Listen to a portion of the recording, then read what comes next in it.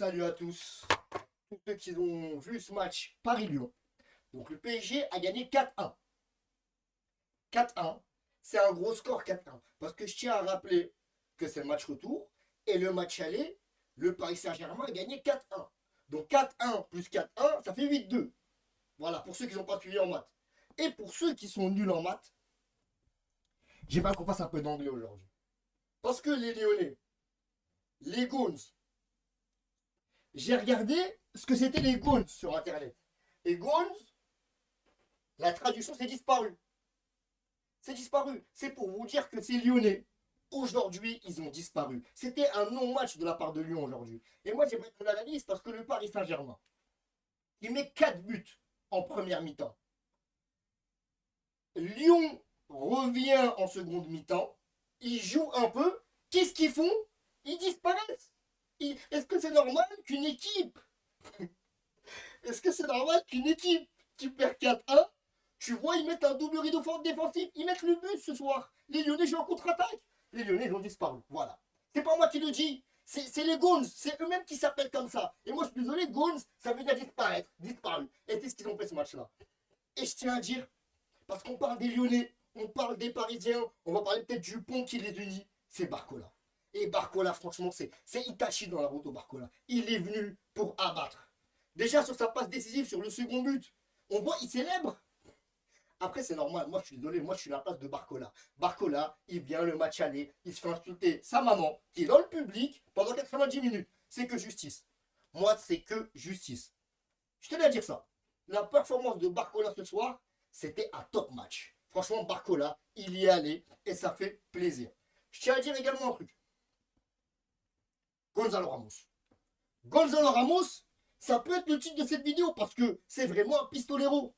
Gonzalo Ramos, pour vous dire, Gonzalo Ramos, il est actuellement à 10 buts. C'est un but toutes les 118 minutes. Ça veut dire qu'il y a Mbappé, un joueur qui n'est pas du Paris Saint-Germain, et Ramos. Ramos, on lui donne. Ramos, en fait, je vous explique, c'est le petit poussé. On lui donne des miettes, il est là, il marque. Non, c'est pas le petit poussé. C'est qui balance des miettes et il retrouve son chemin? Je sais pas, je suis pas très fort dans les contes de fées. Mais en tout cas, Ramos, il est très très bon. Et c'est pour ça que c'est intéressant, parce que Mbappé n'a pas joué. Mbappé n'a pas joué. Et du coup, les attaques, elles étaient beaucoup plus variées. Moi, je l'ai dit sur ma chaîne YouTube, je l'ai dit sur Paris Central. Je vous invite à voir également la chaîne de Paris Central. Je vous invite à voir les lives. Parce que lorsque l'équipe est jouée avec Mbappé, l'équipe est stéréotypée un peu. Moi, je suis désolé, on peut dire Mbappé, c'est un crack. Je suis d'accord, Mbappé, c'est un crack générationnel. Mbappé va sûrement prendre un ballon d'or, ok. Mais aujourd'hui, j'ai trouvé les attaques parisiennes beaucoup plus variées. Parce que ça ne passait pas que du côté d'Mbappé. Lorsque Asensio, qui a la balle pour tirer, qui est quasiment excentré face au but, il la met à Ramos. Est-ce qu'Mbappé la met à Ramos? Je vous écoute. Pas de réponse? On est d'accord. Ramos, aujourd'hui, il a pu performer parce que vraiment l'équipe cherchait la profondeur dans la surface. On voit Hakimi. Et aujourd'hui, c'était Hakimi millimétré. Parce que Hakimi, l'essence qu'il envoie, d'habitude, il n'y a personne. Il n'y a personne. Ça joue les seconds ballons. Ça joue les Inch'Allah, ça passe. Est-ce que Mbappé dans la surface, techniquement, il peut mettre un, deux crochets et l'enrouler? Avec Ramos, on a un appui. On a un appui. On a un numéro 9 qui occupe la surface. Et moi, je suis désolé, mais là, Gonzalo Ramos, il est en train d'envoyer Colomboigny en colonie de vacances. Randall, colonie de vacances. Il est en train de l'envoyer sur le banc. Alors que Colomboigny, il a quand même le talent pour. Quel Colomboigny qui met quasiment 15-20 buts en Bundesliga. Colomboigny qui fait mal au Maroc. Je suis marocain, je sais Colomboigny. Il a les capacités pour, il a le talent, mais ça ne marche pas au Paris Saint-Germain. Force est de constater que lorsqu'il faut un vrai neuf tueur face au but, c'est Gonzalo Ramos qu'il faut mettre. Et ce match-là, c'était un peu une bonne annonce pour la saison prochaine si le recrutement est bancal. Moi, tu mets cette équipe la saison prochaine, en Ligue des Champions, ça va pêcher, mais en championnat, ça va rouler. Parce que là, cette équipe-là, elle était très très bonne aujourd'hui. Mention spéciale à Carlos Soler. Non, je rigole. Carlos Soler, à chaque fois qu'il rentre sur le terrain, on dirait le où est Charlie. Tu n'arrives pas à savoir il est vraiment où. Même si, Carlos Soler, à un moment, je me suis demandé il était où. Et j'ai vu, il a mis un petit pont, il me semble que c'est sur Cacré. Bon match, il n'est pas sauvé, mais voilà. Voilà.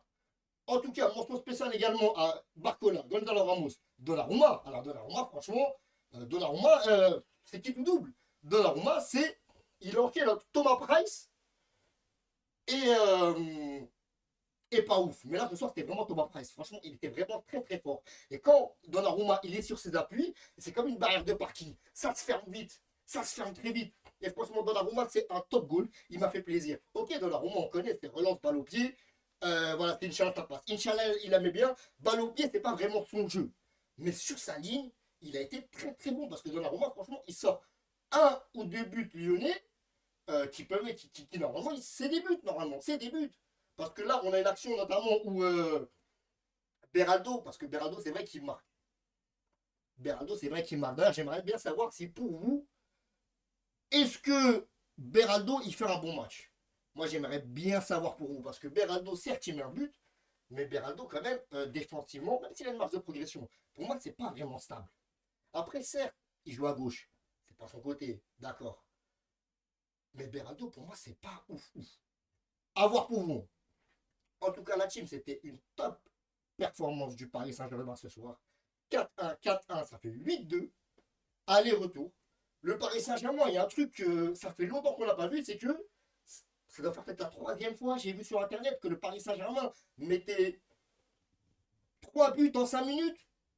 C'est comme les boules de cristal, tu vois pas, tu vois pas ça souvent. Et c'est vrai que moi, j'ai regardé le match au café, et c'est la première fois que je vois un match du Paris Saint-Germain où les gens sont sur leur téléphone, ils arrêtent de suivre le match et ils suivent que des buts. Parce que c'était une attaque défense ce match-là. Lyon, ils n'ont rien proposé malheureusement. Ils n'ont rien proposé. Et je tiens également à dire, parce que je parle de Lyon, et j'ai pensé à Cacré, mais si je pense à Cacré, il faut que je pense à Vitinha. Vitinha, il a mis la misère à Cacré. Cacré, il est en logobie, mais c'est incroyable. Franchement, Vitinha, c'est vraiment un crack. Vraiment, Vitinha, Gonzalo Ramos, Asensio, la connexion, elle a fort bien marché. Parce que Asensio, on le connaît. Asensio, il est vraiment. Il est capable du meilleur comme du pire. On sait qu'Asensio, voilà, ses performances sont en dents de scie. Hein. Asensio, c'est ce mec à l'école qui. Il révise pas forcément. Parfois, il a 3, c'est mérité. Parfois, il a 18. Tu dis comment ça? Aujourd'hui, Asensio, il a fort bien joué. Asensio, dans les petits espaces, dans les appuis remises, c'était intéressant. Également, Lorenzo Herrera, c'était un bon match de sa part. C'est vrai que contre le Barça, il n'était pas vraiment là. Et Fabien Ruiz l'a bien carré. Mais il retrouve quand même. Il fait un bon match. Mais après, je vous dis que les Parisiens, au global, font un bon match. Mais il faut le rappeler qu'ils font un bon match contre une équipe de Lyon malade, contre une mauvaise équipe de Lyon, contre les Gauls, les disparus. Du coup, c'était assez quand même assez normal en réalité. Voilà, assez normal en réalité. Donc voilà, team. C'était ce débrief de la part de la victoire de Lyon.